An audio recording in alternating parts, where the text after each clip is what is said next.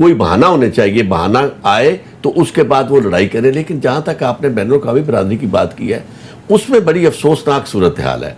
वहाँ चाइना, पाकिस्तान एक तरफ खड़े हैं, बाकी दुनिया जो है वो आपका साथ नहीं दे रही, वो हिंदुस्तान का साथ दे रही है। और पाकिस्तान के साथ पूरा उनका एफर्ट है कि पाकिस्तान को दबाव में लाया जाए। वो कहते हैं जी पाकिस्तान को घुस के मारेंगे, ये दावे करते रहे थे। 56 इंच की मेरी छाती है। आरिफ चौधरी साहब, ये आप देख रहे हैं कि हिंदुस्तान और पाकिस्तान के तल्लुकात, जिसको कहते हैं कि शायद 72 सालों में जितनी निचली सतह पे जा सकते चले गए। एक दफ़ा फिर कहते हैं जी जंग के बादल सामने आए थे, फिर रुक गए थे। फिर इस दौरान आपने देखा कि जो मुठभेड़ हुई ज़बरदस्त किस्म की लद्दाख में चाइना के साथ, क्या अचीव करना चाहते हैं? इत्तेशाम साहब, बहुत शुक्रिया आपका।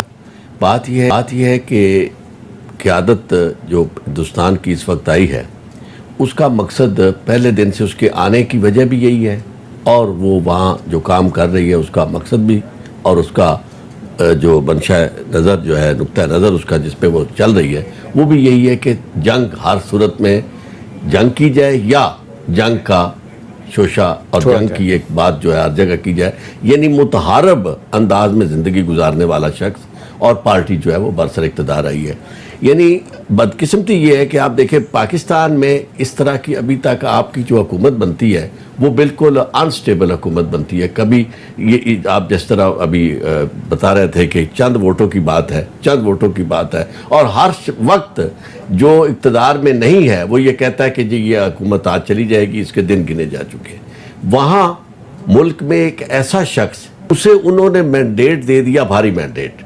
ठीक, तो अब उस भारी मैंडेट का तकाजा ये है कि वो हर वक्त वो समझता है कि मुझे वोट इसलिए ज़्यादा मिले हैं कि मैं बेसिकली जो 80% यहाँ की लोग हैं, कम्युनिटी है, यानी हिंदू कम्युनिटी, मैं उसके जज्बात और उसकी एस्पिरेशंस को रिप्रेजेंट करता हूँ।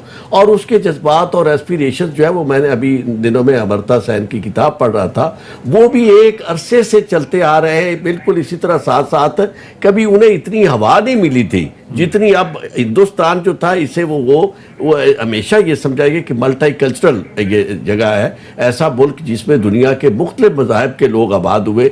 लेकिन उनकी ख्वाब जो थी वो ये थी, परसेप्शन बनाया हुआ था जी कि एक जिस तरीके से तमाम अक़लियतें महफूज हैं, और सही मानों में जिसको कहते हैं कि जी किसी तरह का भी मजहबी जिसको कहते हैं बर्तरी वाली बात कहीं भी नहीं है, सेकुलर स्टेट की बड़ी बात करते थे। और एलिमेंट इसमें जो शामिल हो गए, आज मैं देख रहा था कि फॉरेन पॉलिसी मैगजीन, अमेरिका का बड़ा प्रेस्टीजियस एक मैगजीन है, उसमें बाकायदा तौर पे एक आर्टिकल लिखा गया जो आज सामने आया, जो ये कह रहा है कि हिंदुस्तान ने जिस तरीके से लद्दाख में चाइना के साथ जो उनकी लड़ाई हुई, अब वो उनके लिए अब कोई ऑप्शन नहीं है सिवाय इसके कि वो पाकिस्तान को एक दफ़ा फिर जो है ना वो तंग करने के हवाले से, या फॉल्स फ्लैग ऑपरेशन, या पाकिस्तान के ख़िलाफ़ छोटे लेवल की जंग शुरू करके।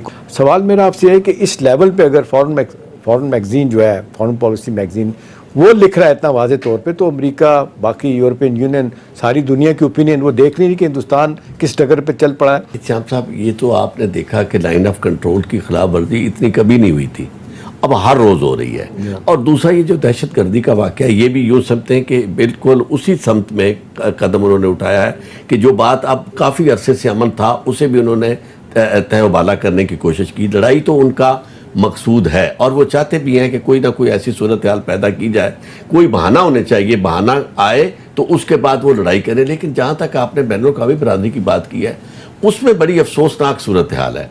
वहाँ चाइना, पाकिस्तान एक तरफ खड़े हैं, बाकी दुनिया जो है वो आपका साथ नहीं दे रही, वो हिंदुस्तान का साथ दे रही है। और तो उससे आप अंदाज़ा कर सकते हैं कि इंसानियत सोच सलूक किया जा रहा है। इससे आपको बिल्कुल ये समझने में ज़्यादा मुश्किल नहीं पेश आनी चाहिए कि वैल्यूज़ बदल गई है।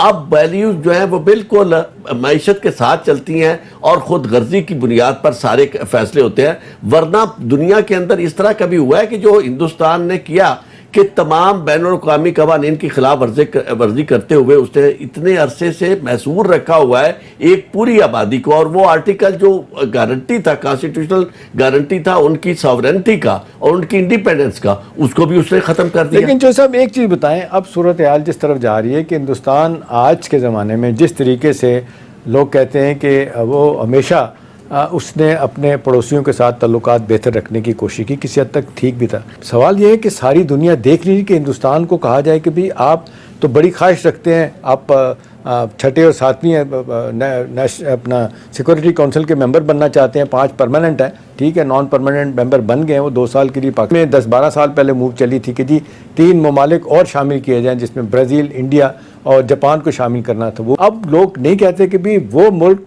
जिसके अपने हमसायों के साथ ताल्लुकात ठीक नहीं है वो किस तरह एलिजिबल हो सकता है कि वो यूएन की किसी बड़े अदारे की मेंबरशिप के लिए एस्पायर करे। पाकिस्तान के साथ पूरा उनका एफर्ट है कि पाकिस्तान को दबाव में लाया जाए। वो कहते हैं जी पाकिस्तान को घुस के मारेंगे।